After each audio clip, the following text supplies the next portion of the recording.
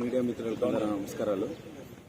ఇవాళ రాష్ట్రంలోనే ఒక చెరగని మచ్చలాగా ఈ సంఘటన నిన్న రాజంపేట నియోజకవర్గం ఒంటిమిట్ట మండలం మాధవరంలో మన పాలా సుబ్బరాయుడు గారి కుటుంబం, సుబ్బారావు గారి కుటుంబం, వాళ్ళ భార్య, వాళ్ళ కూతురు ఆయన ఆత్మహత్య చేసుకోవడం జరిగింది.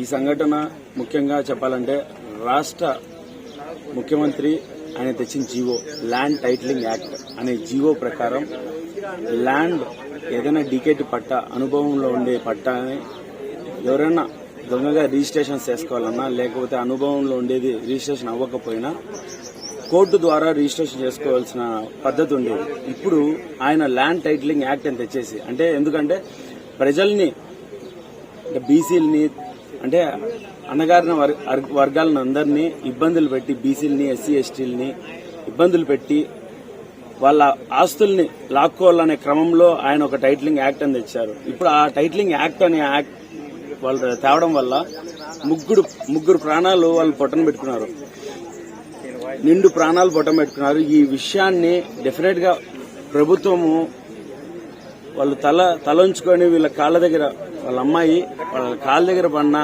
వాళ్ళ పాపం పోదు. వాళ్ళకి పాపం పడిన రోజులు వచ్చాయి, పోయే కాలం దగ్గర పడింది, గుర్తుపెట్టుకోవాలి.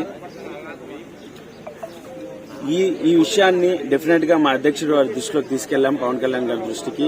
వారికి 3 ఎకరాల 10 సెంట్లు భూమి ఉంటే ఇక్కడ స్థానికంగా ఉన్న వైసీపీ నాయకుడు ఎవరైతే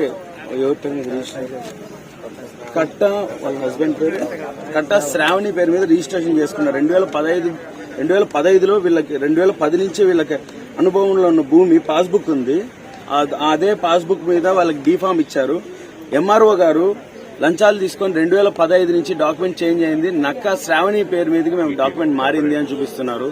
ఇది ఏ రకంగా అధికారుల్ని వారి పని వారు చేసుకోనీయకుండా మీకు అధికార దాహంతో మీరు అధికారాన్ని దుర్వినియోగపరిచి వారిని, ఎంఆర్ఓ గారిని భయభ్రాంతులకు గురి చేశారో, మరి మీరు లంచాలు ఇప్పించుకొని వారికి అన్యాయం చేశారో మాకు తెలియదు. కానీ ఈ విషయాన్ని అయితే డెఫినెట్ గా మేము కోర్టుకు వెళ్తాము. ఈ విషయాన్ని డెఫినెట్ గా మీరు పరిగణలోకి తీసుకోవాలి.